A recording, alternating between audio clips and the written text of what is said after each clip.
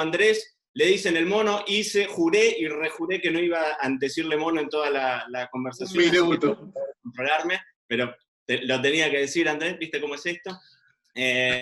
Bueno, vamos a charlar un poco con Andrés, todo el bagaje que van a tener para los que no tienen el placer de conocerlo. Andrés tiene apenas 32 años, es un pibe y realmente ha tenido, así como decía Vale, un bagaje internacional impresionante que claramente lo ha enriquecido. Y una de las grandes características por ahí que trae a colación la charla que vamos a compartir hoy es que en esta idea de hacer sus vendimias también en Cahors y en Galicia, en 2 proyectos que tiene Paul Hobbs en Europa, desde el año 2017 ha andado visitando tonelerías y hablando con los toneleros y metiéndose de lleno para ver cuáles eran los insumos esos que hacía uso. Y puntualmente el año pasado fue a visitar in situ varios de los grandes bosques o de los bosques más importantes de Francia, así que creo que le vamos a sacar un jugo tremendo a mi amigo personal y un gran tipo, así que pido casi un aplauso virtual para Andrés Vignoli. Ahí está. Bueno, bienvenido a todos. Muchísimas gracias por su tiempo, por sus jueves a la tarde conmigo, y con el Marian y con la asociación. Así que contentísimo de participar en este ciclo, sobre todo con un tema que me apasiona muchísimo, como es el roble, como tantos otros temas que me interesan mucho. Y bueno, la verdad que no pega mucho ser un enólogo joven y tener tanto interés por un insumo tan controvertido y que parece tan old fashion como el roble. En realidad sí tenemos muchísimo para contar y creo que el tiempo nos va a dar la razón. Así que bueno, primero que nada, siempre me gusta enfocar, digamos, las charlas como digamos, con un hilo conductor, y siempre hablamos muchísimo, ¿no? de un montón de cosas cuando describimos vino. Siempre hablamos de aromas, siempre hablamos de textura, siempre hablamos de estructura en los vinos, y sobre todo en Viña Cobos hablamos muchísimo de esa palabra que acabo de decir, textura. Y hay otra cosa que empezamos a hablar mucho hace como 4 o 5 años, y es cómo van a vivir los vinos argentinos, que era como un debe, ¿no? Tener consistencia en el tiempo, abrir una botella de 10 años y que esté igual o mejor que en el momento que la podríamos haber abierto ni bien salió al mercado. El concepto de ageability, ¿no? Digamos, la habilidad del vino de crecer en el tiempo. Es por esto que voy a llamar aquí mejor que mi amigo Mariano para que nos tire 2 definiciones. Marian, ¿qué es textura para ti? En el vino, bueno, claramente. Bueno, es un desafío, a ver, eso es interesante, me pasa desde la parte de la comunicación, ¿no? A veces cuando uno intenta llevar a un terreno o a una definición técnica, algo que pende básicamente de la subjetividad del catador, ¿no? Cuando hablamos de textura y hablamos de estas sensaciones táctiles que un vino te tendría que despertar en la boca, o sea, lo que vos sentís en la lengua, en las encías, en el paladar, y que tiene que ver con la parte táctil, seguramente relacionada con los taninos, le vamos a agregar los azúcares, le vamos a agregar el alcohol, pero por el otro lado, en boca, también tenés el otro gran factor a evaluar que tiene que ver con el sabor, así que hay como una complejidad ahí difícil de definir, y de hecho cuando uno va a revisar un poco cuando estábamos mirando y hablando de este tema, la realidad es que es muy difícil dar una definición exacta de lo que significa textura, porque nuevamente, depende de la pura decisión del catador o de la personalidad de cada persona, digamos, que está con su copa. Bueno, fenómeno. ¿Y ageability? Y bueno, ahí es todavía más complejo, porque bueno, básicamente lo que vos buscás es que el vino o mantenga mejor esas condiciones organolépticas, ¿no? Esas características a lo largo del tiempo. Pero bueno, nuevamente también es encontrar el punto intermedio cuando uno dice, bueno, ¿en qué momento abrís el vino? Es encontrar el punto intermedio entre el gusto personal de lo que vos valorás cuando un vino tiene esas características, dentro de lo que pierde y lo que empieza a ganar en esa transformación que se va a dar en la botella. Bueno, fenómeno, muchísimas gracias. Sin dudas que en estas 2, digamos, definiciones un poco controvertidas, hay un factor común, ¿sí? Y el factor común es una palabra que mencionamos muchísimo y casi ninguno sabe bien de qué se trata, que son los taninos, ¿no? Y cuando hablamos de tanino tenemos 1000 adjetivos calificativos para ponerle, y en un momento dado empecé a hablar de la textura, ¿viste? Y hace como 4 años, y hablamos de textura, y el grano fino del tanino, y los taninos cremosos, esto y lo otro, dije, che, pará, todos los taninos de los que hablo vienen del mismo lugar, sí, no. Y ahí empezamos a ver que la madera jugaba un rol preponderante, digamos, en la textura final de los vinos, sobre todo en estos vinos de guarda. Y les quiero compartir algo que yo siempre digo, que los taninos son como estructuras químicas así, pero pocas veces tengo la posibilidad de mostrar. Así que les voy a empezar a compartir algunos de los conceptos del día. Arrancamos con los taninos. Ese, por ejemplo, es una visual, ¿no?, de una estructura, una configuración química de un tanino. Como van a ver, todas esas OH que hay ahí son grupos oxidrilo, y esos grupos oxidrilo, digamos, son súper reactivos con la saliva, y eso es lo que básicamente va a hacer que la proteína de la saliva se combine con los taninos, ¿no?, y formen, digamos, estructuras mucho más complejas, y es por eso que en algún momento dejamos de salivar y la saliva se pone mucho más espesa, ni hablar en los vinos tintos, ¿no?, que tienen muchísima más carga. Entonces, cuando hablamos de taninos, siempre me gusta hacer una diferenciación. Tenemos los taninos que vienen de la uva, que se llaman taninos condensados, y esos taninos se dividen básicamente en dos grandes grupos: las catequinas, que vienen de la parte verde, que digamos el raquis, la semilla y todo eso, ¿sí? Y los taninos un poco más complejos o condensados, ¿sí?, que vienen de la piel. Hay una gran diferencia entre estos dos taninos. Los taninos que vienen del raquis o del centro de la semilla son de cadenas cortas, o sea que tienen mucho más de esos OH separados, y es por eso que la sensación herbal o agresiva de los taninos se marca mucho más en fermentaciones con racimo entero o en vendimias tempranas. Muy por el contrario, los taninos que se encuentran en la piel son taninos mucho más complejos, más polimerizados. Quiere decir que esas cadenas son mucho más largas, pero a la vez, de algún modo, se van bloqueando esos OH que van a reaccionar con la saliva y que van a finalmente terminar en la boca como una sensación táctil. Y es por eso que hablamos de taninos más nobles, taninos más dulces, taninos más redondos, taninos más cremosos, etc. Entonces, digamos, desde el punto de vista enológico, al menos en mi caso, lo que siempre trato de buscar es que obtengamos esos taninos de la piel y tratemos de reducir lo más posible los taninos que pueden ser herbales. No con esto quiero decir que una fermentación con racimo entero puede ser negativa. Sí hay que ver el estado en el que esté el raquis, ¿sí?, porque el raquis también madura, al tener taninos también madura. Después, finalmente, hay un segundo grupo, que son los taninos hidrolizables. Esos taninos vienen por un aporte externo, en este caso la madera. Aquí que esos taninos son algo distintos, digamos, a los taninos propios del uva, pero muy similares estructuralmente. Entonces, los taninos de la uva son aquellos que nos van a permitir el color, la estructura, etcétera, en un vino. Y estos taninos son muy importantes porque, a pesar de que no se pueden combinar con los antocianos para mantener el color en el tiempo, sí son, digamos, antioxidantes. Y esto lo escuchamos muchísimo, ¿no?, la propiedad antioxidante de los vinos.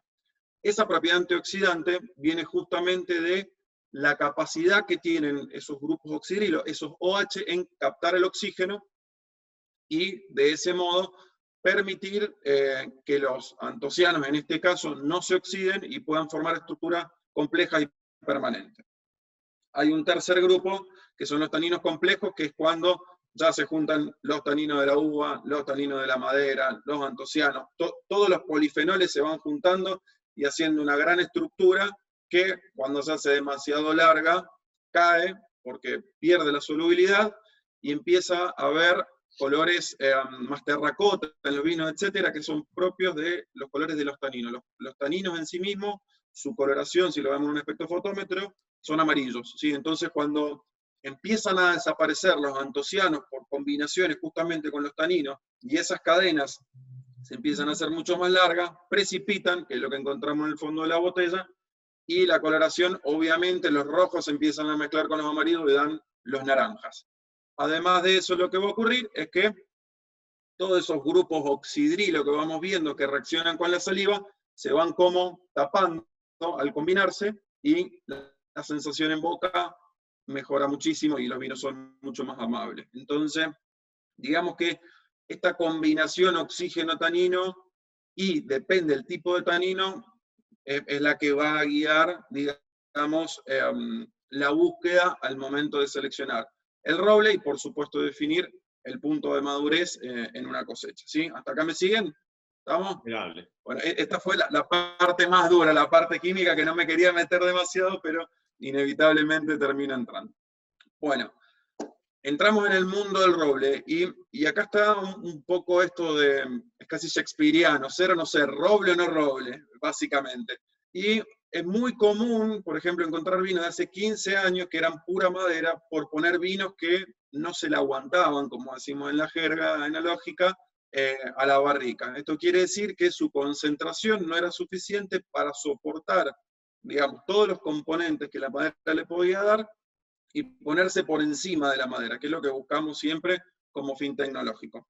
Pero obviamente que el roble no es algo nuevo, no es algo de hace 50 años, sino que más bien viene de hace muchísimo tiempo, y el primer approach, digamos, de roble lo tienen los romanos cuando encuentran a los galos en sus invasiones, y ellos hasta el momento movían el vino en ánforas de barro, que era lo que conocían digamos, de los mesopotamios, y en barriles de palma, que era súper dura, para maniobrar, digamos, para armar el barril era súper dura, era muy costoso hacerlo, y además se cedía muchísimas cosas, o sea que cambiaba el gusto del vino.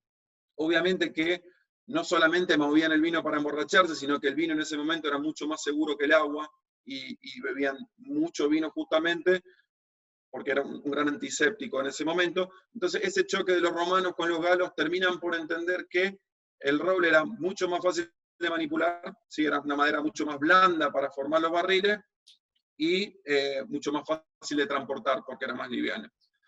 Por supuesto que pasaron años hasta que el comercio, digamos, de vino de Bordeaux experimentó su explosión después de la Edad Media, y el movimiento de vino, especialmente desde Francia e Inglaterra, estuvo íntimamente ligado con el uso de roble, y bueno, está este mito, ¿no? Esta historia, que en Inglaterra los vinos sabían mejor que en Francia, ¿no? Y era justamente el transporte en barricas de roble y la microoxigenación que hacía que los duros vinos de Bordeaux se sintieran mucho más apetecibles y mucho más fáciles de beber.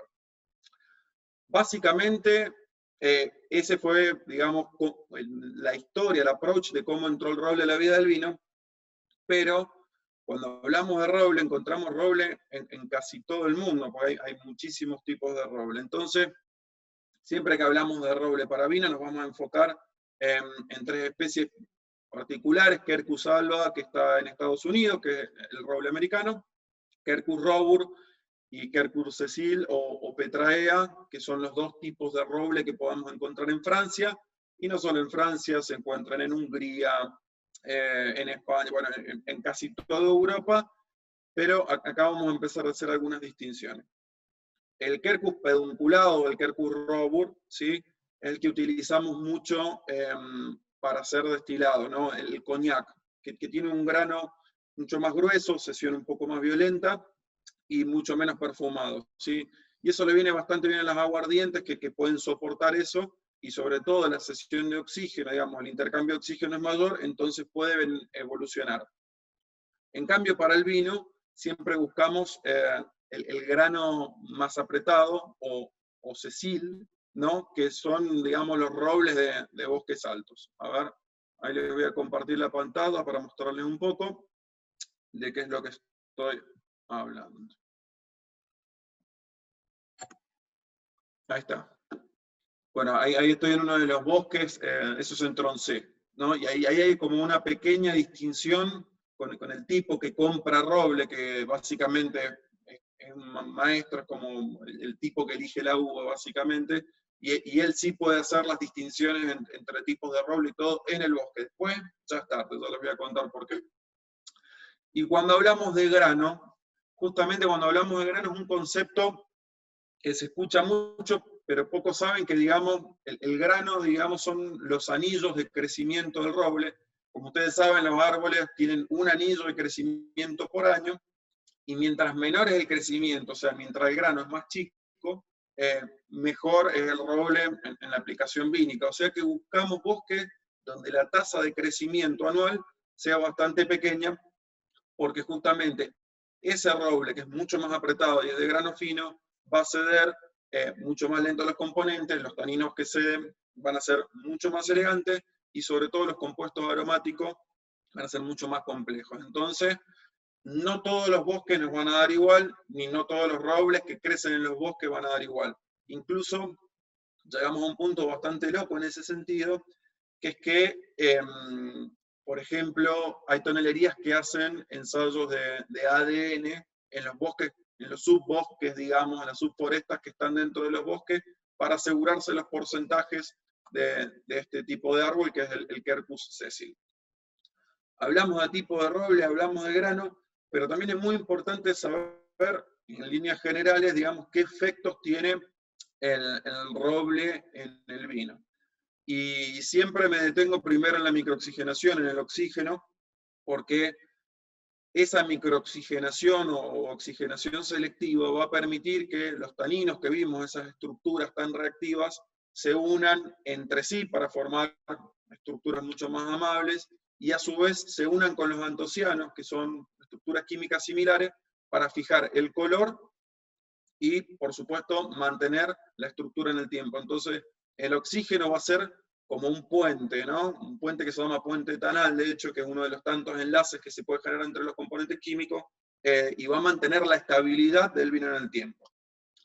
El segundo efecto es la estructura y la textura, que es esto que estamos hablando. Va a haber un aporte tánico, que al comienzo, quienes pudieron probar alguna vez vino de la barrica en el primer tiempo, van a sentir un tablazo tremendo, van a sentir que la boca casi que se chupa, se seca un montón, y con el tiempo se van complejizando, digamos, esas estructuras que les mencioné, y sí le brinda, digamos, columna vertebral al vino. Y lo tercero y no menos importante es la parte aromática y de sabores, ¿sí?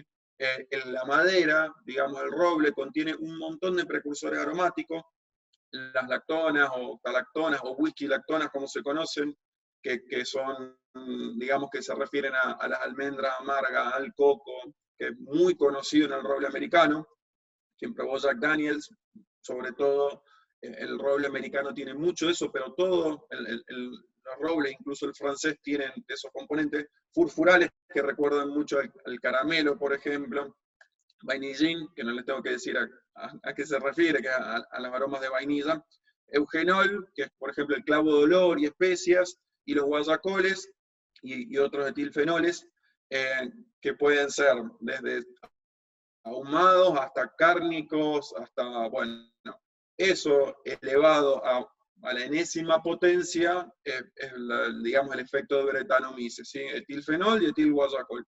Pero la madera también tiene pequeñas proporciones, o sea que hablar de establo, hablar de carne, hablar en determinados tipos de tostado de madera no necesariamente quiere decir que tiene Brett, ¿sí? En pequeñas proporciones. Todos esos, digamos, componentes aromáticos que van, digamos, a interactuar en la madera van a depender muchísimo, como ya vimos, del tipo de roble, del tipo de grano y de dos momentos fundamentales que son el secado y el tostado, ¿sí? Cuando hablamos de secado, siempre que se corta un árbol, se tala un árbol, se hacen duelas, se hacen listones y se deja, por ejemplo, en la playa de la tonelería por 2 o 3 años. Entonces hay viento, hay lluvia, hay sol, y se empiezan a formar como unos honguitos, tricoderma y penicillium, digamos, en la superficie, y empiezan a existir intercambios, por supuesto, empiezan a lixiviar la parte más herbácea, la parte más dura de la madera. No es que cortamos un árbol y podemos hacer una barrica, ni mucho menos, sino que mientras mayor es el tiempo de secado y mientras mejores son las condiciones de secado, que tiene que haber un buen equilibrio entre humedad, sol, viento, exposición y todo eso, los componentes de la madera se van a afinar mucho más, y mientras mayor es el secado, menor es la sensación de tostado, ¿sí? El tostado tiene mucho menos impacto, mucha menos influencia que en los secados cortos o secados artificiales. El tostado también va a tener un impacto no solo organoléptico, que ya vamos a ver en un segundo de qué se trata el asunto, sino que va a disminuir la carga tánica, va a empezar a complejizar por medio del calor todos esos taninos que andan dando vuelta en la madera, y van a terminar por dar un perfil gustativo, digamos, de textura, y un perfil aromático, ¿sí? ¿Hasta acá? ¿Me siguen? ¿Sí? Claro. Mario, ¿me venimos bien? Bueno. Anotando, estoy acá, a 4 manos, estamos con la agendita. Interrumpíme de vez en cuando, así tomo agua. Absolutamente. Bueno, acá, por ejemplo, les puse 4 perfiles aromáticos y gustativos. Lo que ven en amarillo es lo que aparece en la nariz, y lo que ven en marrón es lo que aparece en la boca. Y van a ver que la madera sin tostar marca mucho el perfil de aserrín, de madera cruda, de coco y de especias. O sea que vamos a notar que cuando no tostamos, lo que más sale son las octalactonas, ¿sí? que es todas las whisky lactonas y esto que les contaba el roble americano. A medida que empezamos el tostado, van a aparecer la parte de caramelo, de vainilla, de tostado en sí mismo, y van a empezar a desaparecer el coco, la parte floral, los terpenos. Bueno, creo que lo más interesante de ver acá es, fíjense cómo los colores en cada uno de los gráficos van creciendo, y esto quiere decir que a medida que vamos tostando más la madera, no solamente vamos a influir hacia determinados perfiles aromáticos, sino que vamos a aumentar la intensidad de sesión, ¿sí? Y acá es donde hay que ser extremadamente cuidadosos, porque si, por ejemplo, en un tostado fuerte, fíjense, digamos, la parte marrón, cómo se acerca tanto al tostado, estamos con serio riesgo de poner en peligro, digamos, la expresión del terroir, que es finalmente lo que buscamos, la expresión varietal. Entonces, creo que ese fue uno de los grandes problemas o los grandes detonantes de la crítica hacia la madera, ¿no? Se abusó de tostados medio fuertes o fuertes que tomaban el protagonismo absoluto del vino, a pesar de que aportaban sucrosidad, y contrariamente a lo que se piensa, mientras más tostás, menor es la cantidad de taninos que aporta el vino. Pero el gusto a humo, a los ahumados, a los caramelos, etcétera, son tan poderosos que terminan por cansar. Y esa es la verdad. Entonces, vuelvo acá y me detengo un poquito en esta foto porque está muy buena, y estuve un par de días también trabajando en la tonelería para entender de qué se trataba. Y acá hay algo lindo que es, digamos, el intercambio que vos tenés con la barrica, ¿no? Que una cosa es que te cuenten cómo tostás, y otra cosa es cuando vas echando de a palito, que es básicamente cómo se va haciendo el tostado. Son flacos que manejan, que son 10, 15 barricas a la vez, y tienen unas curvas como si fueran unos sensores así, ¿no? De temperatura con láser que les va indicando. Obviamente que eso es para ganar homogeneidad en el tostado de barricas, a pesar de que es artesanal y no artificial. O sea, no hay un calefactor que esté haciendo la torrefacción de esa madera, sino que más bien se va haciendo fuego con los pedacitos de duela que van sobrando del proceso. Entonces se mantiene, digamos, la esencia del roble, pero creo que hubo algo revolucionario y fue muy empujado por los consumidores, por los sommeliers, etc. En un momento dijeron, basta de madera, nos cansamos de tragar humo en los vinos, nos fuimos al otro lado, no hubo más madera, y realmente los productores de roble se vieron en una crisis enorme porque nadie más quería usar barrica nueva, todos querían usar barrica usada, de tercer o cuarto uso, solamente para privilegiar lo que les conté en un principio, que es el ingreso de oxígeno, digamos la madurez de los vinos, la creación de puentes etanales, pero no más sesión de compuestos. Entonces, 2 o 3 toneleros muy habilidosos y muy astutos supieron leer eso bastante rápido y desarrollaron nuevos tipos de tostado. Entre ellos, el tostado medio largo, que ahora se usa mucho, ML, que es un tostado a muy baja temperatura, van tirando palitos, nada más, pero muy suavecito, por muchísimo tiempo. Entonces, pueden conservar la parte del coco, de las almendras, de la octalactona, esto que es tan apetecible y tan poco invasivo. O sea, se mantienen en el primer grafiquito que les mostré, que es muy poca invasión, pero a la vez, con el tiempo y con la temperatura que va penetrando las capas de la madera, van perdiéndose los taninos, ¿sí? Los elagitaninos estos que son súper reactivos y súper astringentes, y se van formando estructuras mucho más complejas. Entonces, de este modo, lograron amigar nuevamente, digamos, la madera a los vinos, porque la madera empezó a cumplir la función que tenía que cumplir, que era sostener y estabilizar el vino y no hacerse la protagonista, ¿sí? Entonces, estos tostados ML, yo los defiendo muchísimo, creo que hoy es lo que más utilizamos en Viña Cobos. Entendí por qué, y el momento que les contaba, cuando sacás la barrica del tostado, que metés la cabeza, y hay olor cuando entras a la panadería, por ejemplo, hay olor a paticería. No hay olor a humo, no hay olor a quemado, no hay olor a caramelo, no hay nada de ese olor, sino que es como si fuera el pan recién horneado, un croissant, algo así. Dulzura, especia, y todo es muy elegante, muy fino. Entonces, tiene bastante sentido, y sobre todo después, cuando entra en contacto con el vino, y te das cuenta que la integración de ese roble tardó apenas 3 meses, cuando antes ese mismo tonelero quizás tardaba 12 meses en ponerse el vino por encima de la barrica. Hoy podemos hacer, qué sé yo, integración básicamente en 12 meses y sacar los vinos del mercado así. Yo aún no lo prefiero, ya les voy a contar por qué, pero creo que dieron en la tecla. Otra de las cosas que fue muy importante, creo, en los toneleros fue que dejaron su lugar cómodo y empezaron a ver que el terroir cobraba mucha más vida en el mundo y empezaron a comunicar más. Antes, qué sé yo, recibir un tonelero era un embole, porque el tipo venía y te decía, bueno, mi roble es el mejor, tenemos una tradición de 150 años haciéndolo, yo te garantizo que es el mejor, listo, $1000 la barrica.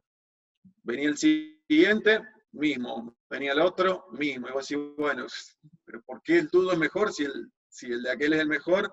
Y no había explicación muy lógica. Entonces, creo que empezaron a haber algunos clientes insatisfechos, como yo, por ejemplo, y como tantos otros, que empezaron a preguntar mucho más, che, ¿y por qué esto es así? Che, ¿y esto de dónde viene? Che, y ahí es donde empieza a entrar en consideración, digamos, los bosques. Y acá donde voy a hacer más hincapié, creo.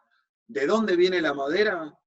Es como decir, ¿de dónde viene el vino? Tiene muchísimo que ver. Y este juego de terroir va a tener un impacto directo en el estilo de vino que querés producir. Les voy a mostrar un Andrés, poco. antes de que sigamos, te voy a interrumpir, Sí. antes de que vayamos específicamente a ver ese mapa que está tremendo y que creo que ahí vamos a sacar toda la agendita para anotar. Quiero que me cuentes un poco tu experiencia puntual de cómo fue este último viaje, cómo es la relación que un enólogo teje con el tonelero, cómo es esto de que te hagan una barrica específicamente con el árbol que vos le pedís, cómo se da ese funcionamiento, cómo fue tu experiencia y qué cosas por ahí te llevas de sorpresa, que no es lo mismo que el tonelero te visite a vos que vos vayas a su lugar. Mirá, creo que como todo, ¿no? A los toneleros los vengo visitando hace bastante y empecé a entender, primero, la primera imagen que tenés de la tonelería es la misma imagen que tenés de una bodega. Vos entrás a una bodega y sentís el olor y ves el orden y ves la limpieza y ves todo eso que ocurre, y hay 2 o 3 toneleros donde entrás y decís, con este tipo no quiero trabajar más porque, o sea, esto es un quilombo y están haciendo un producto que debería ser un Ferrari, así que hay algo que no pega.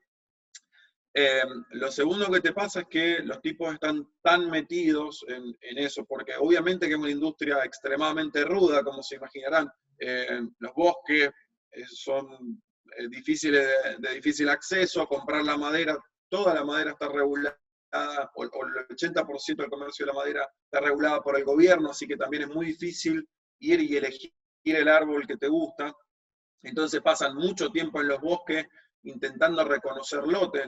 Les cuento que la madera se vende por lotes, o sea, el gobierno pone a disposición, por ejemplo, 15 lotes de 100 metros cuadrados y los remata al mejor postor. Entonces el tipo que anda por el bosque tiene que saber muy bien lo que va a comprar, porque además de roble en ese espacio, van a haber hayas, van a haber cedros, van a haber otro tipo de árboles que no le sirven absolutamente para nada. Entonces, tiene que tener el ojo muy afilado. Todas esas situaciones, de algún modo, los hacen ser gente muy honesta, muy directa, y al mismo tiempo un poco cerrada. Y hablar con ellos ha sido una experiencia muy linda porque cuando entienden lo que buscás, lo que pretendés, la relación cambia, ¿no? Me pasó ahora, bueno, este verano fui con el Facu, que es el agrónomo, hicimos un viaje por Bordeaux y Troncé, y después fuimos a Borgoña y a Bosch, que ya les voy a contar qué es cada cosa. Pero bueno, Bordeaux y Borgoña lo conocen perfectamente por los vinos, Troncé y Bosch son dos bosques emblemáticos de roble. Y llegué a un tonelero que veníamos probando Chardonnay en la Borgoña. Viste que los toneleros cuando te dan un rato al bosque y después vamos a probar los resultados, y le digo, che, lo que me mandan a mí no es esto, ¿eh? O sea, cada vez que uso tu barrica lo que encuentro es un montón de sucrosidad, volumen, esto y lo otro. Y me dijo, claro, el nuevo mundo es lo que pide. Y un poco fue como, bueno, ¿y aún quién te dijo que el nuevo mundo pide esto? Y tranquilamente la respuesta podría haber sido, ¿y a mí quién me dijo que el nuevo mundo no está pidiendo esto? Entonces, falta esa interacción y esa explicación de decir, che, mira, el estilo de vinos que quiero va con la mineralidad, va con la acidez, quiere preservar los florales, quiere esto. Ah, bueno, listo. Entonces, a partir de este año empezamos a comprar, digamos, la misma barrica, pero con distintos bosques, ¿sí? Y esa relación que podés entablar con el tonelero puede hacerte entender un montón de cosas y puede hacerte cambiar incluso hasta los perfiles de tu vino, porque es muy distinto probar un vino terminado que vos decís, bueno, la Borgoña, y sí, viste los chardonnay que hacen, tienen el suelo, tienen la historia, tienen la lluvia, tienen la niebla, nunca lo vamos a poder hacer. Bueno, a ver, ¿qué sí podemos hacer que hacen en la Borgoña y nosotros no estamos haciendo? Entre esas cosas, creo que está esto que es la selección de la madera y empezar a entender un poco cómo un estilo de madera puede privilegiar algo que está buscando o cómo lo puede destrozar. Hasta ese momento a mí me estaban mandando madera del centro de Francia, de Allier, que era pura golosina, vainilla, sucrosidad, etc. Y yo no estaba buscando eso, buscaba un lado mucho más terpénico, floral, de tensión. Entonces, bueno, entiendo que no todos los enólogos tienen la dicha o la posibilidad de viajar y visitar al tonelero, pero sí tenemos, creo que la gran responsabilidad del tipo que nos viene a vendernos, ponerlo en un gran apuro y preguntarle muchas cosas incómodas para que entiendan lo que estamos buscando, porque en ese sentido hay que profesionalizar a Argentina. Nosotros nos volvemos locos con el terroir y después nos olvidamos que el vino pasa 18 meses en la barrica, o sea que la barrica tiene una importancia preponderante en el producto final. Así como somos de exigentes al momento de cosecha o de lo que fuere, también creo que deberíamos ser exigentes con todos los insumos que utilizamos, sobre todo los que utilizamos muy pocos insumos.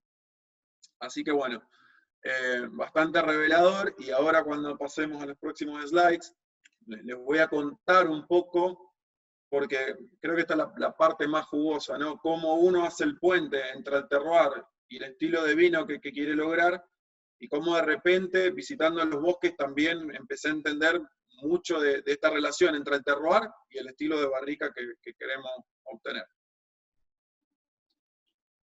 ¿Está bien, Braga? Impecable, perfectamente explicado. ¿El resto de la audiencia está bien hasta acá? Está perfecto, me están mandando preguntas, las estoy acumulando para el final. Bueno, dale, buenísimo. Ahora vamos a lo jugoso del viaje. Entonces, así como hablamos de Cafayate, Río Negro, Valle de Uco, etc., nos pasa exactamente lo mismo en la France con los bosques de roble. A ver, che, ahí va. Entonces, así, en líneas generales vamos a encontrar unos 10 bosques que son emblemáticos. No sé si ven mi mouse recorriendo el mapa. Vamos a hacer un corte por Champagne y vamos a bajar por Borgoña. Y, digamos, de Champagne y Borgoña hacia la izquierda, la influencia del Atlántico va a ser más o menos muy importante, depende de dónde están ubicados los bosques, en el crecimiento de estos bosques. Y después del cordón montañoso de los Vosgos, la influencia es continental, ¿sí? Entonces las características son distintas. Básicamente podemos partir a Francia en influencia atlántica, influencia continental. Los bosques quizás más conocidos o que más escuchamos nombrar es el bosque de Limousin, que está muy cerca de Cognac, que sirve justamente para envejecer los aguardientes de Cognac. Acá tenemos Quercus robur, que es ese tipo de roble que les conté, de grano mucho más grueso. Y el centro de Francia, donde encontramos los bosques de Allier, Tronchet y Nevers, que está acá, ¿no? Estos son extremadamente conocidos y han tenido los vinos más famosos de Bordeaux, de Napa, de Argentina y de Chile. No me quiero meter con España porque España depende de la zona, ni me quiero meter con Australia, que también depende de la zona, pero sí, esta corriente, digamos, ha sido mucho acá del centro de Francia, y este último tiempo empezaron a pasar cosas distintas, por ejemplo, como que el bosque de Tronchet, que es muy codiciado y del que voy a hablar ahora, no tenía suficiente roble para alimentar todas las tonelerías, entonces empezaron a explotar otros bosques, como el bosque de Juppy, que está muy cerquita del mar, y es uno de mis bosques preferidos, el bosque de Fontainebleau, que es un bosque que está muy cerquita de París, donde los reyes cazaban y tenían sus castillos, un lugar precioso. Y del otro lado de las Vosgos, acá tenemos Vosges, justamente, que significa Vosgos, y algunos pequeños bosques en Jura y en Bourgogne, que van a ser principalmente utilizados para Pinot Noir y para Chardonnay. Así que, en resumidas cuentas, estas grandes zonas de bosque que ven ahí, albergan adentro pueblos, albergan adentro un montón de otros bosques, a veces están mezclados con otras especies, como les dije, sobre todo con hayas, y es increíble ver, digamos, el paisaje de los bosques porque son extremadamente distintos entre sí. Y acá empiezo con el terroir. Elegí 3 de los bosques que digo... Si volvemos a la filmina anterior, ¿cuáles estuviste visitando vos este año? Estuve en Limousin, estuve en Tronchet, estuve en Allier, estuve en Nevers, estuve en Neuchâtel y estuve en Vosges. Y fuimos con el Facu a un bosque de Jura, acá. Todos están explotados por las mismas tonelerías, digamos, esta idea de que sea el gobierno el que venda digamos, los lotes de madera, quiere decir que cualquier tonelería tiene acceso a maderas de cualquier lugar de Francia. Exactamente, siempre y cuando tenga el dinero para pagar esa madera, porque va todo un remate. Perfecto. Así que ahí bueno, cosa que está muy buena, y les cuento por qué está bueno en este caso que el gobierno regule la madera, porque obviamente la madera es un bien escaso, y no podemos talar todos los bosques, como pasó, por ejemplo, allá en la época de Colbert, donde realmente los bosques eran utilizados para hacer barcos, no eran utilizados ni para hacer piso ni para hacer vino. Eran utilizados para hacer barcos de guerra, y hubo una deforestación tan grande que hubieron lluvias grandes que se llevaron pueblos enteros, empezaron a tener, digamos, cambios climáticos, etc. Entonces empezaron a regular los bosques, y el gobierno francés los empezó a expropiar, y hoy regula el 80% de los bosques altos de Francia, que son importantísimos para mantener los ecosistemas, importantísimos para mantener los ríos, importantísimos para mantener, digamos, la sanidad ambiental del lugar, y por supuesto para hacerlo perdurable en el tiempo, para hacerlo sostenible. Así que, en ese sentido, no soy muy partidario de que los gobiernos manejen absolutamente todo, pero la gestión de la ONF, que es la Oficina Nacional de Bosques, es bastante buena y es bastante sólida. Lleva casi 300 años, y desde la creación fue hace 60, pero llevan casi 300 años regulando la explotación de bosques en Francia. Mucho antes de hablar de efecto invernadero, de calentamiento global.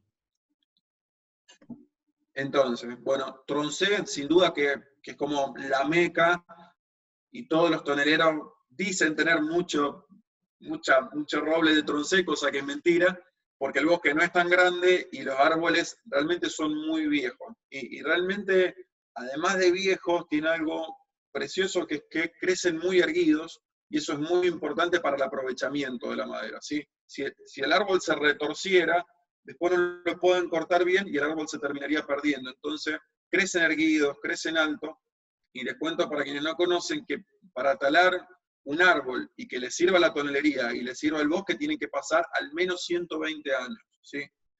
Entonces, todo esto que gira en torno a regular la tala del roble tiene muchísimo sentido para poder preservar, digamos, al menos el 95% o el 98% del bosque siempre activo y en crecimiento. ¿Por qué no los dejamos más tiempo? Porque a partir de los 250, 300 años, el roble se empieza a morir por dentro, ¿sí?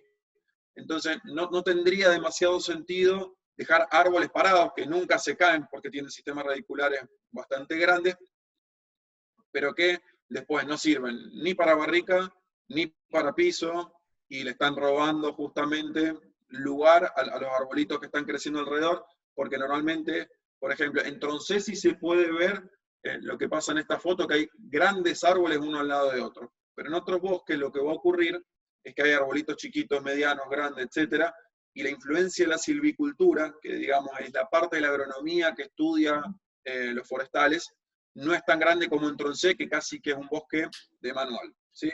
Entonces, esta meca que Troncé está dentro de Allier, el terroir, hay como un piso de sílice y de granito, pero arriba tenemos un montón de arena, suelo poco fértil, bastante profundo, y en algunas partes, la parte más cara de Troncé, hay arcilla también mezclada con la arena, que permite la retención de agua. Entonces, es una zona muy influenciada por el Atlántico, más de 800 milímetros por año, y la temperatura media del Troncé es de 10 grados, o sea que es un bosque muy frío.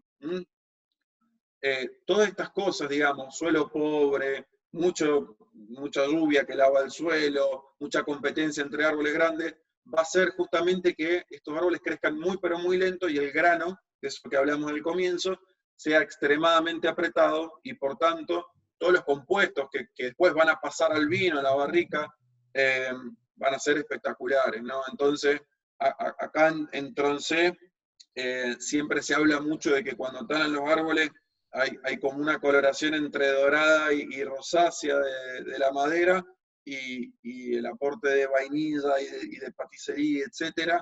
Es muy importante la sucrosidad, el volumen. Entonces, siempre que hablamos de Troncé, estamos pensando en vinos que necesitan al menos 18 o 20 meses en la barrica para que todos esos compuestos que van a ir muy suavecitos, cediéndose al vino, se lleguen a integrar. Entonces, acá hablamos de grandes Cabernet Sauvignons, hablamos de Tanats, hablamos de algunos Syrah de Côte d'Uron que necesitan de esa estructura y la pueden soportar. O sea, no serviría, por ejemplo, poner madera de Troncé en un Pinot Noir. Casi que lo arruinaríamos y no lograríamos el fin. Y esto es como todo, ¿no? No todo se aplica para todo. Antes ahora de que te traslado una pregunta que me están haciendo y que me parece genial, es ¿cómo te asegurás que esa barrica efectivamente provenga de tal bosque? O sea, vos como enólogo, ¿tenés alguna forma de asegurarte esa trazabilidad? ¿Existe? Bueno, los argentinos, viste que la viveza, yo no preguntaría, che, te están mandando... ¿Cómo no, es? Mira, te voy a contestar porque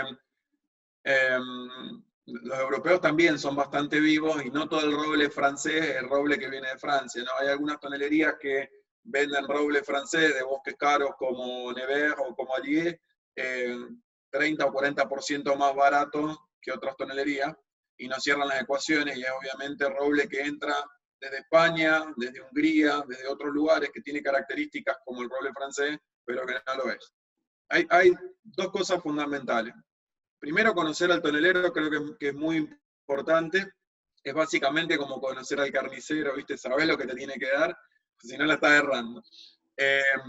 Y lo segundo es el impacto en el vino, ¿no? Cuando te venden madera de Troncé o lo que fuere, y vos controlás el grano, que es algo que vamos a ver al final de la presentación, tenés forma de darte cuenta, pero no 100%, porque hay muchos bosques que dan este tipo de grano apretado, pero sí en las características del vino. Y esto es algo que hemos ido haciendo mucho en el tiempo en Viña-Cobos, desde 2017. Siempre compramos, qué sé yo, por decirte, 10 barricas de la misma tonelería de distinto bosque. Le pido que hagan barricas de un solo bosque, una o dos, lo que me permitan hacer, y los pongo siempre en un lote de vino. Entonces vamos probando a ciegas y vamos viendo qué es lo que da y cómo es la interacción con nuestros vinos, ¿no? Siempre elijo un Malbec de la consulta, que es el viñedo de Rebón o de Chañares en los árboles, que son vinos bastante potentes y soportan bien la madera. Entonces vamos viendo qué da cada perfil de bosque. Y después ya nos vamos a meter en el blend de maderas. Pero creo que la confianza en el tonelero y lo que vos puedas identificar organolépticamente van a terminar por darte la razón, ¿sí? Okay. Por más que pidas certificados y esas cosas. Hay certificados, pero no les doy mucha pelota, no les doy mucha atención. Bueno, entonces estábamos en Troncé, que si se acuerdan era el centro de Francia. Estamos acá en esta T, y nos vamos a ir cerca de París, a Juppy, que está en el noroeste. Y el bosque de Juppy, cuando entran van a ver que automáticamente es distinto, tiene 1000 arroyos que lo cruzan, está a mucha menor altitud, ¿sí? Está a 150 metros sobre el nivel del mar, habla de la cercanía con el mar también. Es una foresta donde son mucho más delgados los robles, mucho más esbeltos, mucho más altos, y con una influencia oceánica muy, pero muy importante. El perfil de suelo es totalmente distinto y está pleno de calcáreo, de tiza, de piedra caliza, y la parte superficial donde se agarran las raíces de limos, ¿sí? Entonces salimos de la arena, nos vamos al limo y cambiamos de la base de granito a una base calcárea muy, pero muy fuerte. Este roble de Juppy, este último tiempo se puso como muy de moda para algunos productores. Personalmente adoro el roble de Juppy y lo que da porque da dulzura, pero también da muchas notas de eugenol, de clavo de olor, de especias, etcétera, que complejizan muchísimo los vinos. Y el grano es muy, pero muy, muy apretado, así que la sesión de taninos es muy suave, muy moderada. Es un bosque mucho más chico que Elie y que Troncé, así que ya las grandes tonelerías, Taranzó, Darnallú y Barón, que son, digamos, las principales que toman madera de Juppy, y San Martín también, se pelean mucho por estos robles viejos, ¿sí? Entonces, acá empiezan a ver cómo la diferencia de terroir da características muy distintas en el resultado final de los perfiles aromáticos y gustativos de la vida. Ahora vamos a ir a la otra punta de Francia, a Vosges, ¿sí? Que está muy cerquita de Alsace, y Vosges es una zona, no es solamente un bosque, donde la geografía cambia dramáticamente. Acá un geólogo se hace un festín porque la formación de suelo vino de choque de capas tectónicas que vienen de África, del norte de Europa, todas las depresiones, los valles, bueno, todo tiene una explicación geológica que cuando me puse a leer, la verdad que no tenía fin, pero básicamente podemos identificar zonas dentro de Vosges que, por ejemplo, la zona que está mucho más cerca de Borgoña, es la zona más alta, llega hasta casi 1500 metros sobre el nivel del mar, y si lo comparan con los 150 de Juppy, van a entender que la diferencia es abismal. El perfil de suelo es netamente granítico, con algo de grés, que la grés es como una mezcla entre cuarzo, arcilla de arena que se vitrificaron por la temperatura de la tierra, y arcilla en el perfil. Así que salimos de los limos, salimos de la arena y tenemos granito, grés y arcilla en altura con influencia continental.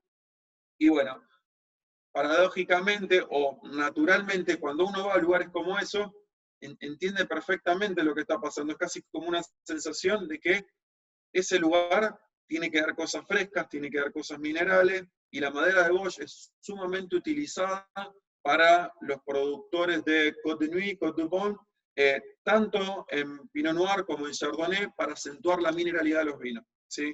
Entonces, el roble blanco, como se lo conoce, porque en el corte, como se veía, ahí estamos con el Facu, el roble blanco va a dar todas estas características, y un evento desafortunado aconteció en Vosges, que hace un par de años hubieron lluvias muy severas, que digamos, se cayeron muchos árboles dentro del bosque, así que bajó mucho la población de robles activos para la venta, para la tala, y digamos, la oferta de madera de Vosges decreció, ¿sí?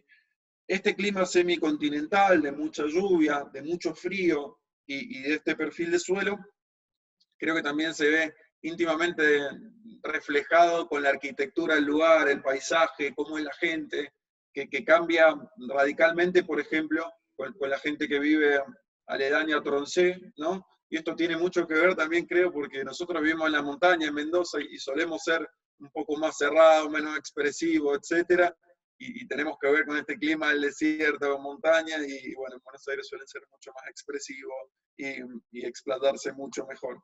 Así que entiendo demográficamente, socialmente y todo cómo se va concatenando, y entiendo también que ocurre algo que siempre pensé y que tiene mucho sentido, ¿no? Que es que si podés plantar Chardonnay cerca de un robledal, probablemente las condiciones en las que crece ese roble hagan que ese roble sea lo más apto para ese Chardonnay. Lo mismo que pasa con Tronchet y Bordeaux y la zona del centro de Francia, ¿no? Como Cahors y el Ródano. Entonces hay como una línea que se empieza ya a mezclar con la intuición, que es otra de las cosas de las que estamos hablando mucho, que es cuando se empiezan a alinear todos los planetas y llegamos a un lugar y decir, claro, es lógico que pase esto, es bastante lógico que lo que estoy sintiendo en este lugar, como me pasó con Facu ese día, que costó mucho llegar, que era una montaña, que fíjense, el robledal ese que es muy distinto a esta foto hermosa de Tronchet que parece un cuento de hadas. Y esto es hostil, ¿no? Crece un árbol por acá, otro por allá, y hay muchas piedras que salen, y es complicado sacarlos a los robles, entonces hablan muchísimo también de lo que pasa en el lugar. Básicamente, antes de que sigamos, tengo varias preguntas que están relacionadas con esto, así que no quiero que nos vayamos muy lejos de esto. Lo primero, la mayor parte de las imágenes se ven como bosques muy naturales. Preguntan cómo se da el manejo de lo que se replanta, si en eso tiene alguna incidencia el Estado, o son bosques 100% naturales. Mira, la gran mayoría de los bosques, a ver si tengo una imagen buena de esto. Mira, fíjate acá cómo hay robles de distintos tamaños. La silvicultura está más relacionada con controlar la competencia de los bosques que con plantar el roble. Normalmente el roble crece solo. ¿Por qué? Porque cayeron los frutitos, por lo que fuera, los suelos son bastante húmedos y fuertes, entonces no le cuesta salir. El problema lo tiene con la competencia y la luz, el sol. Por eso es que crecen tan alto y van a ver que estos troncos no tienen hojas, porque no tiene sentido que tengan hojas. O sea, no les llega el sol, sino. Así que tiene mucho más que ver con darle las condiciones para elegir, hacer tipo una selección natural de arbolitos que van saliendo, que no se molesten entre sí y que crezcan erguidos. Ok, preguntan también si los bosques están abiertos al turismo o sea, si uno puede tener un acceso libre, o en tu caso fue porque fuiste de mano del tonelero.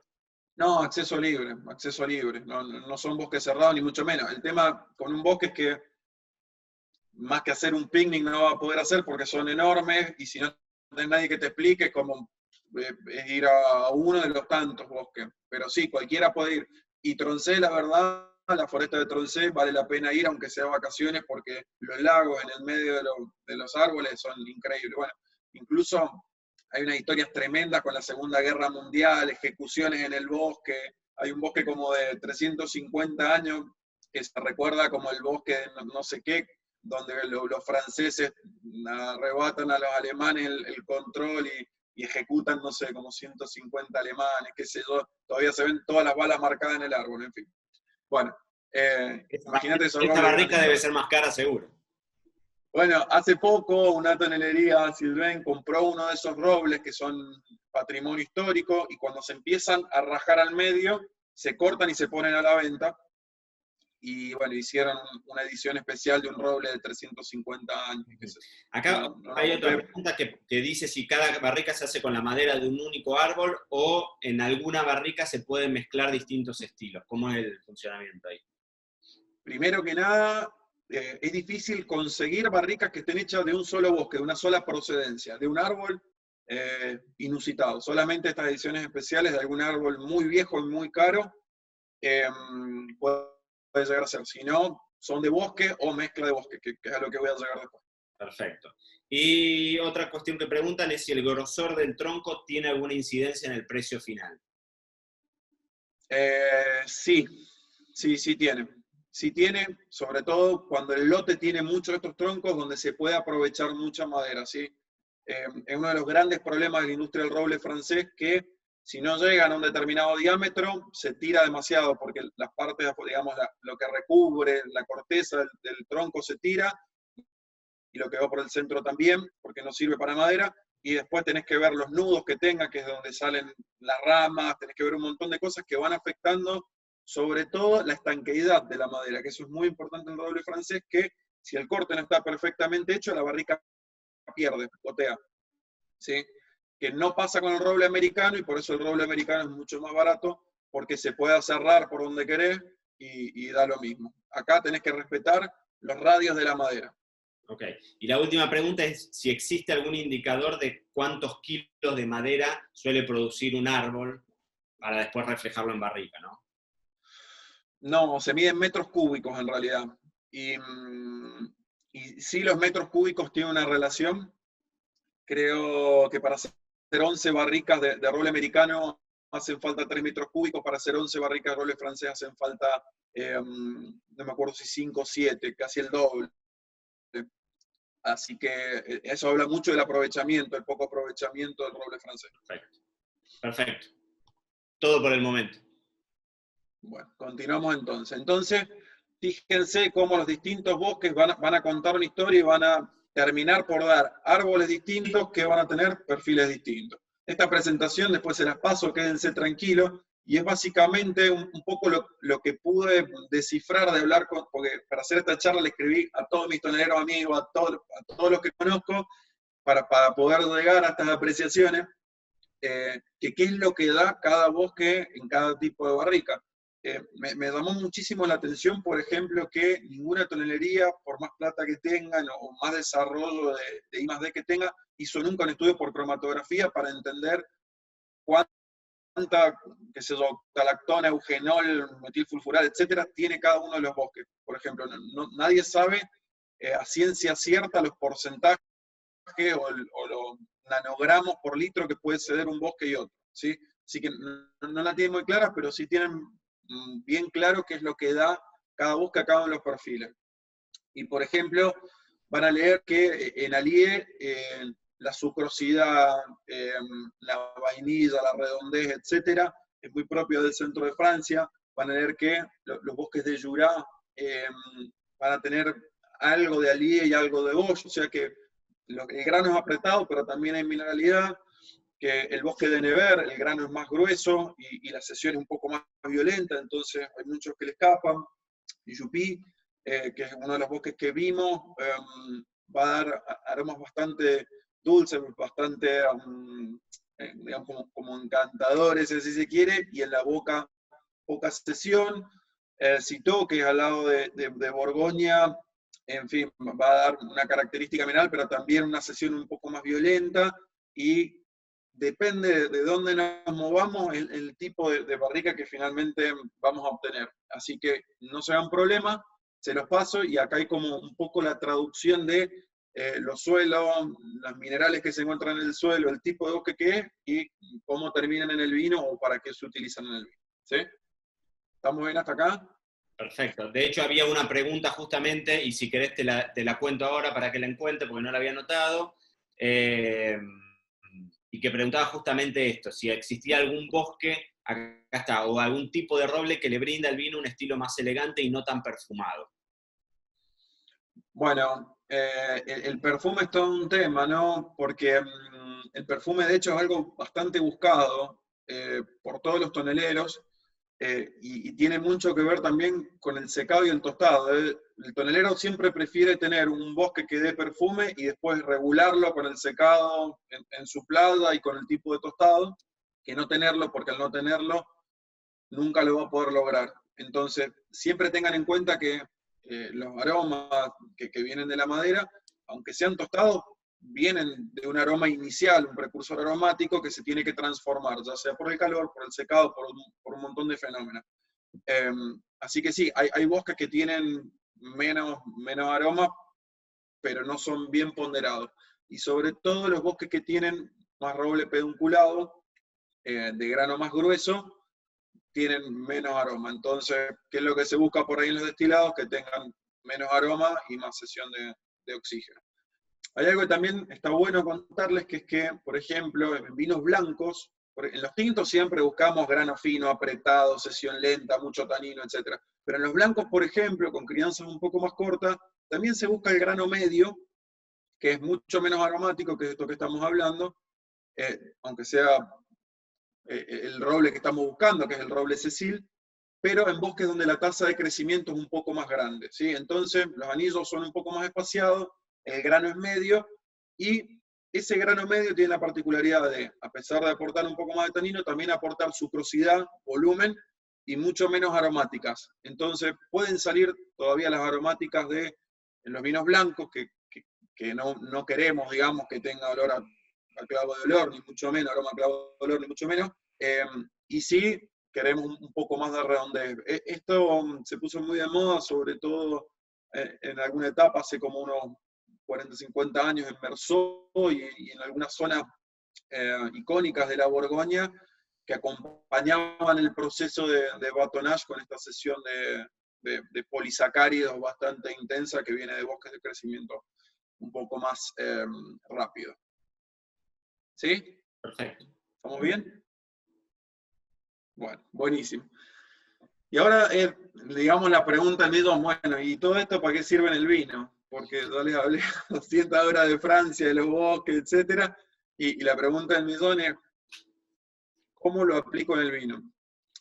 Y esta aplicación en el vino también tiene que ver con nuestra percepción del terroir. Este link que parece inexistente, sí existe. Y muchas veces hablamos que, por ejemplo, las zonas más pedregosas o las zonas más altas tienen perfiles más florales, perfiles más frescos, perfiles más minerales en la boca, taninos más tensos, más apretados y menos volumen.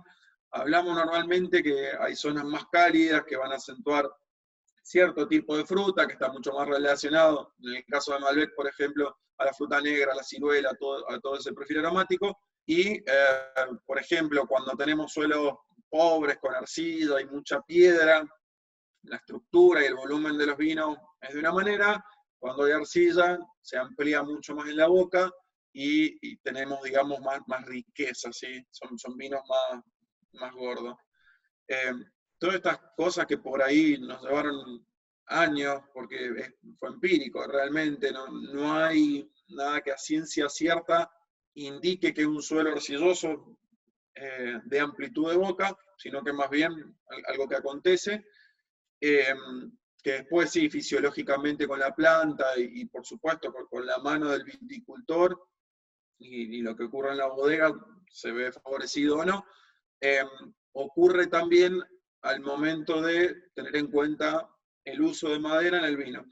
Y yo les cuento que empecé este camino con la madera básicamente porque hace como 3 años hubo como un gran interrogante que fue, bueno, ¿qué hacemos? Nos diversificamos y hacemos un montón de productos nuevos y cosas locas y otro montón de cosas que por supuesto, imagínate que yo tenía 29 años, quería hacer un montón de cosas, que gracias a Dios siempre me dieron el espacio para hacerlas, pero nunca salieron a la venta. Y a una charla con Paul fue como, no, creo que tenemos que mejorar nuestros vinos todavía.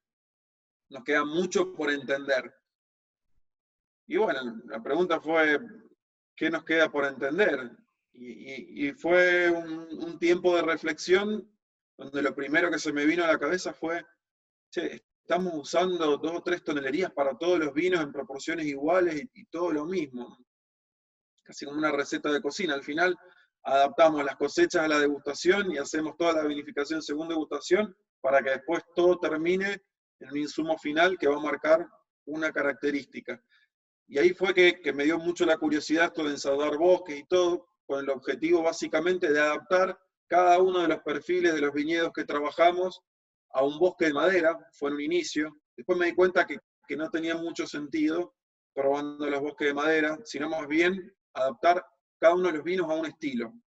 Y acá es donde tiene bastante que ver la madera o el conocimiento de la madera con el estilo de vino que queremos hacer. Les muestro rápidamente, ahí está. Entonces, vamos a tomar como ejemplo uno de los viñedos que más felices nos hacen, Viña Cobo, que es el viñedo Chañares, que está en Los Árboles, hace 1200 metros. Fíjense el perfil del suelo, muchísima piedra, muchísima piedra. Hay partes que tienen hasta 70% de piedra, suelos extremadamente pobres. Fíjense que la capita de suelo que tiene es muy chiquita antes que empiece la piedra, son 10, 15 centímetros, y después viene todo este pedregal donde encontramos sedimentos minerales de distinto tipo, todos de origen aluvial, ¿no? No me voy a meter en esa parte geológica. Pero sí, un ambiente bastante particular y muy andino. En cambio, en Marchiori, en Luján de Cuyo, en Pedriel, esta es una calicata de este bloque que ven ahí, que es el bloque C2 de Marchiori, que bueno, tiene plantas de 80, 70 años, donde sacábamos nuestro Cobos Marchiori justamente, y el otro donde sacamos nuestro Cobos Chañares antes que formaran un solo Cobos. Y el perfil de suelo es completamente distinto, se encuentran prácticamente nada de piedra, en alguna manchita, alguna piedrita chiquita, y el perfil de suelo tiene hasta 35% de arcilla, ¿no? Sacando la altitud, sacando la zona, sacando todo lo que pueda formar la parte aérea de la planta, nos concentramos simplemente en el suelo y vemos que la diferencia es abismal. Estamos en Mendoza, sí, y tenemos el día y la noche prácticamente, y acá el Facu Impagliazo, el agrónomo de la bodega, armó esto para que entiendan dónde se encuentra cada uno de los viñedos, ¿no? Fíjense que Chañares está prácticamente en un 100% de arena y piedras, y Marchiori está en un franco arcilloso que está muy cerca de tocar la arcilla. Y ahí es como donde podemos empezar a entender en este tipo de mapas qué tipo de viñedos podemos tener y los perfiles donde podemos movernos. Por ejemplo, en Cahors me toca trabajar mucho en esta zona, en limo arcilloso, con piedras que son totalmente distintas, cayús que son redondeadas, por ejemplo, en una parte que está muy cerca del río, y una parte que hay un franco limoso acá, que es puro calcario, que es la punta del cerro, que a veces se mueve un poco al franco arcillo limoso, y dan dos vinos totalmente distintos. Entonces, estas suertes, si así se quiere, de poder elaborar Malbecs en distintos lugares y en distintos tipos de suelo, también me abrió la puerta a conocer a estos toneleros, porque las barricas que usábamos en Cahors no eran las mismas que usábamos en Argentina, y bueno, por ejemplo, llegué a Dernayú, una tonelería desconocida para mí, gracias al trabajo en Cahors, y a entender cómo Dernayú, después con el tiempo, cuando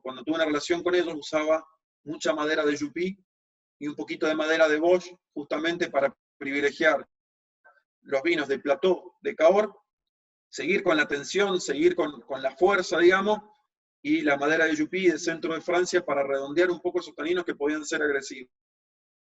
En cambio, en la parte que está muy cerca del río, que hay pura arcilla, si buscamos, por ejemplo, Barón o una tonelería como Taranzó, que van a ayudar mucho a redondear los vinos, a seguir con esta suprosidad, esa amplitud y a darle textura y capa. Entonces, empezamos a entender que no podíamos tratar igual a Marchiori que a Chañares, y empecé a charlar esto con los toneleros, y empezaron, hay algunos que hacen algunas barricas para nosotros nada más, y en Chañares entendí que Bosch era demasiado para Chañares.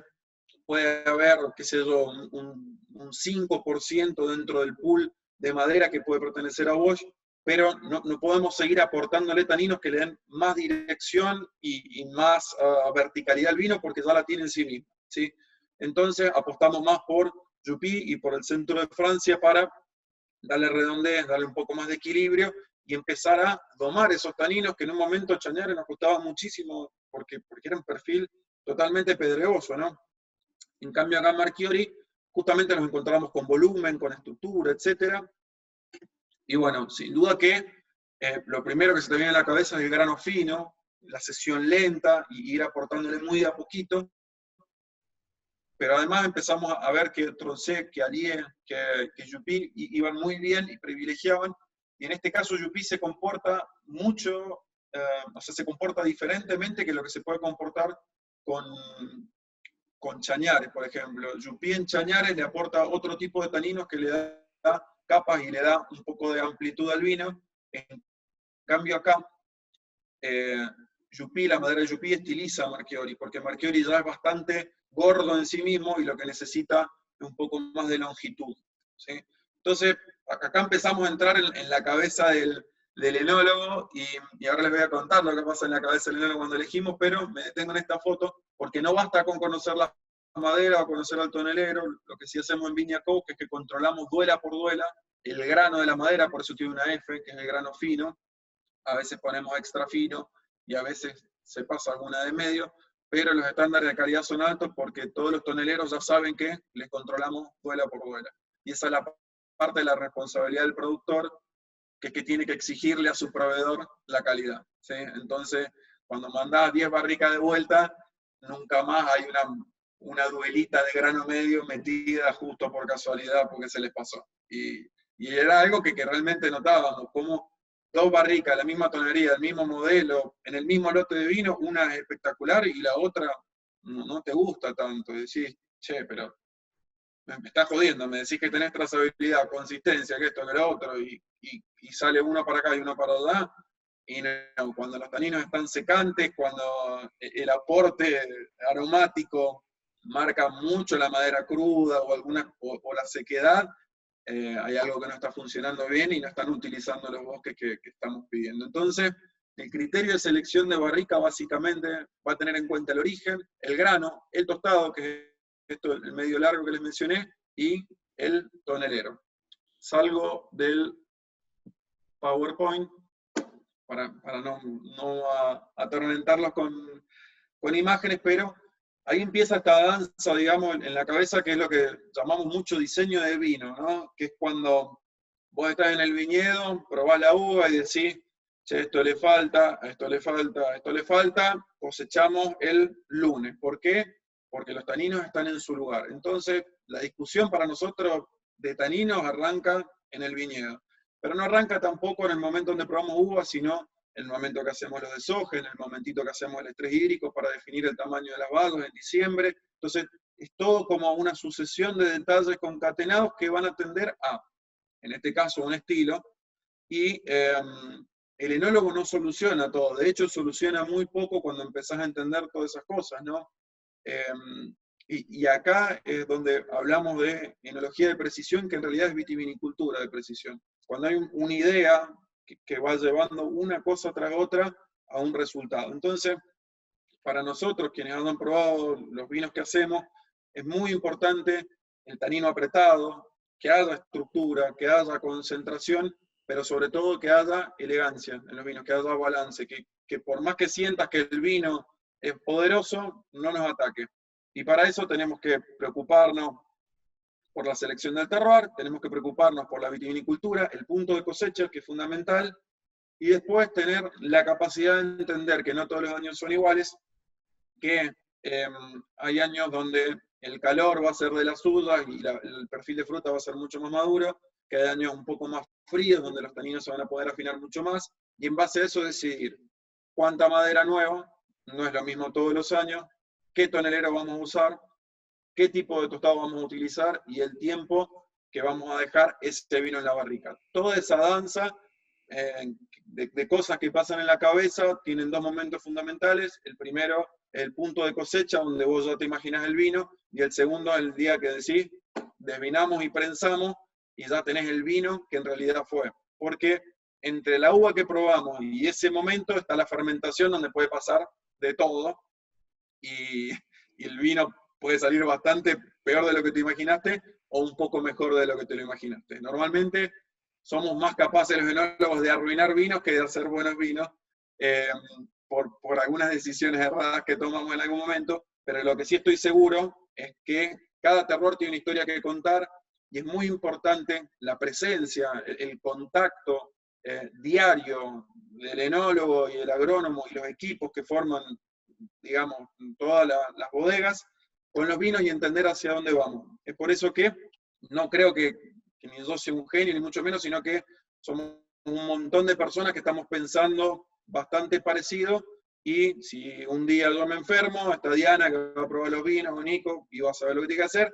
Si un día Facu se enferma, Juan y Pablo, cualquiera puede probar una uva, se nos pinchó una cubierta, lo que sea, todos sabemos cuál es el objetivo final, que justamente es privilegiar el terroir, conseguir concentración, tener estructura y terminar con elegancia. Impecable. ¿Qué te voy a decir? Hay un par de preguntas acá dando vuelta referido a esto puntualmente y después otras preguntas que no tienen mucho que ver específicamente con esto, pero sí con el mundo del roble. Que alguien pregunta en particular si cuando se hacen este tipo de testeos organolépticos, digamos, en la bodega y se hace esta prueba para ver efectivamente ese empalme final de la barrica, si tienen en cuenta la opinión de sommelier, si hay algún sommelier involucrado en el proceso y si no, si lo ven viable, digamos, que en algún momento se pueda llegar a hacer un trabajo más de cata que técnico, ¿no? ¿Se entiende? Mira, yo encantadísimo siempre de recibir al que esté, pero hay dos momentos que hay que entender. Por ejemplo, bueno, Vale Gamper participó cuando laburaba con nosotros en alguna de esas catas de rol. Después les podés contar, Vale, cómo es el asunto, porque hay algo fundamental, y esto los invito absolutamente a todos los sommeliers que pierdan aunque sea una semana de su vida y hagan vendimia, que los vinos que no están terminados saben distinto y uno tiene que dejar pasar por alto un montón de cosas que en el momento no están bien, pero se las imaginan. Y eso es un poco lo que te da seguir el proceso, ¿sí? Cuando seguís el proceso, sí, por ejemplo, probar, qué sé yo, un ensayo de madera con 3 meses y los taninos te pegan, está la madera por acá y el vino por allá, entonces, qué sé yo, no es la mejor versión de la madera para probar.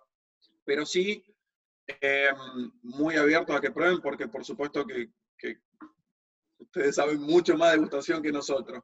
Y lo que sí les digo que hacemos es que siempre probamos todos los bosques y todos los ensayos a ciegas. De hecho, es un lindo juego, me pongo siempre a adivinar de dónde viene cada cosa para ir entrenando. Así que la tengo a Diana ahí disfrutando cuando me equivoco. Estaba ahí conectada, Diana, la vi que estaba conectada. Disfruta cuando me equivoco. Preguntas que dicen es si efectivamente ese tipo de laburo tan minucioso con cada barrica se le aplican solamente al Cobos o es un razonamiento que hacen para todas las otras líneas que llevan barrica. No, es para todo. Y obviamente que empezó siendo un razonamiento que era para Cobos, pero no lo podíamos hacer con Cobos. Imagínate que uno un ensayo no lo puede hacer con el vino más caro de la bodega, lo tenés que hacer con un lote que vaya, qué sé yo, a Bramar Appellation, que sea bueno, que sea representativo de lo que puede llegar a pasar, o sea, otro bloque dentro del mismo viñedo y después intentar traspolarlo, ¿sí? Para eso también tenés que tener en cuenta que no todos los bloques te van a dar el mismo tipo de tanino, pero hay búsquedas también tecnológicas. Por ejemplo, ahora con Felino lo que estamos buscando es una madera mucho más delgada, de 22 milímetros en vez de 27 milímetros, que la sesión es más lenta porque la madera es más gruesa, para que la integración sea un poco más rápida y para que pase solamente un año en barrica y no tenga que esperar 18 meses. Entonces, depende de la línea y el estilo de vino que quieras conseguir, también es lo que tenés que adaptar.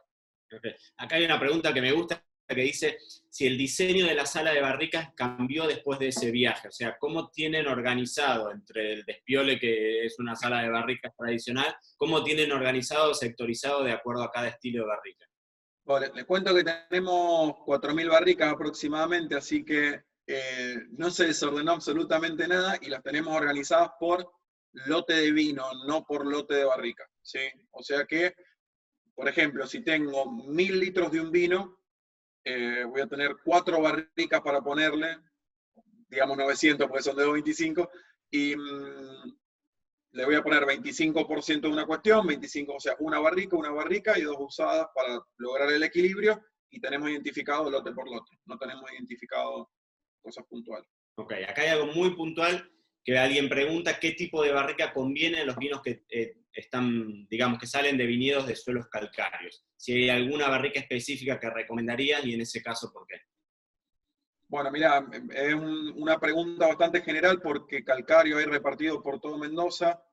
Habría que ver la altitud y el manejo de viñedo, pero bueno, en líneas generales hablamos de que estos suelos pedregosos de Mendoza dan perfiles estructurados, minerales y un poco más sobrios.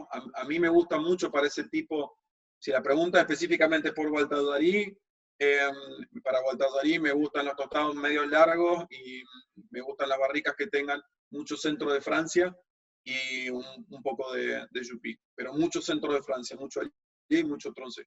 Ok. Vamos a salir un poquitito, ya está, ya nos quedan los últimos minutos. Vamos a salir un poco de Francia y hay un par de preguntas dando vueltas respecto a los otros robles. Si vos tenés algún concepto personal de por qué los robles que vienen por fuera de Francia no logran o la calidad o la fama o el prestigio como para estar dentro de la batería de vocabulario del enólogo que siempre dice el mío es francés.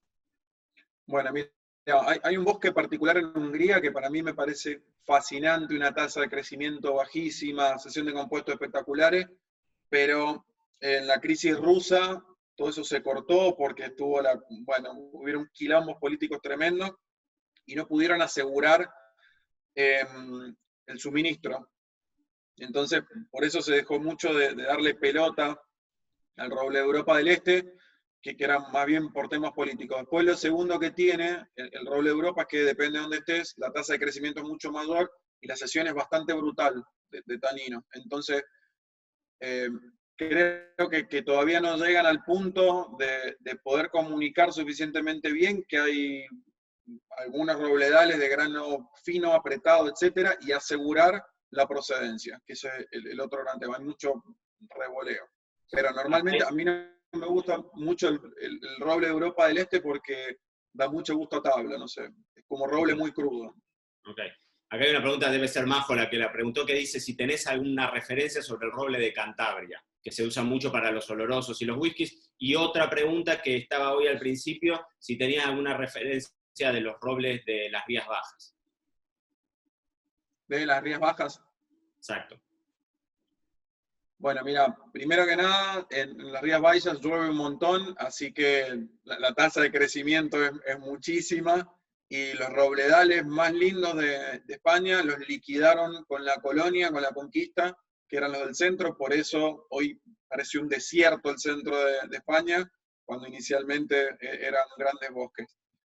De Cantabria no tengo ni la menor de las ideas, porque como decís, son más bien para vinos espirituosos o vinos con otro tipo de crianza, que no están íntimamente relacionados con lo que busco, que es el vino clásico, tinto, fino. Impecable. Bueno, creo que hemos cumplido con el horario, nos pasamos un poquitito, pero creo que hemos cumplido con el horario. Desde mi lado, ahora los chicos van a cerrar también, pero desde mi lado siempre es un lujazo, bonito escucharte. La verdad es que tenés una claridad en conceptos, y bajar a tierra por ahí para los que nos dedicamos a transmitirlo a la gente o acercarlo desde el punto de vista comunicacional o en servicio.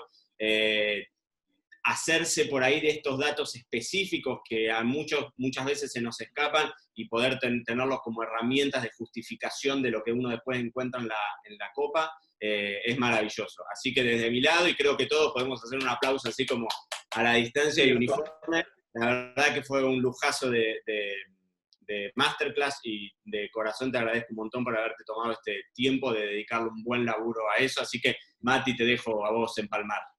Bueno, gracias chicos, la verdad un lujo haberlo tenido a los dos, y como decía Andrés al principio, está muy bueno no solo haber tenido a Viña Cobos, sino a veces hablar de estos temas, que como él decía, hoy hay disyuntiva respecto de qué tan importante es, y dar profundidad en este conocimiento. Creo que es un poco así como se pensó la charla, así que un lujo la verdad Andrés, haber tenido todo el equipo de Cobos, pero principalmente como diste profundidad en un tema que es tan importante en el mundo del vino, no solo ahora, sino en toda la historia. Vale, no sé si querés decir algo. Sumarme al agradecimiento, sobre todo porque nos consta lo que preparó puntualmente Andrés también este material para todos los sommeliers, así que agradecerte una vez más. Algo que también es una temática que, si bien sabemos todo el trabajo que hay detrás en la búsqueda de lo que ustedes hacen todo el tiempo, específicamente con el roble, es una charla que teníamos pendiente y que está bueno que sigamos nutriéndonos y conociendo sobre el tema. Así que muchas gracias de nuevo, gracias a todas y todos por estar presente, así que espero que nos veamos muy pronto nuevamente. Bueno. Muchas gracias a todos por estar, ya saben que me pueden contactar por las redes si quedó algo picando, y me encanta tener estas charlas técnicas para que el sommelier también sea mucho más exigente con el enólogo, y nos pongan en aprietos y pregúntenos, y de esa manera nos ayudan a ser mucho mejores. ¿Sí? Tenemos que saber más para ser mejores vinos. Sí. Muchísimas gracias, nos vemos pronto. Gracias. Bueno, gracias. Chau, chau. Chau, chau.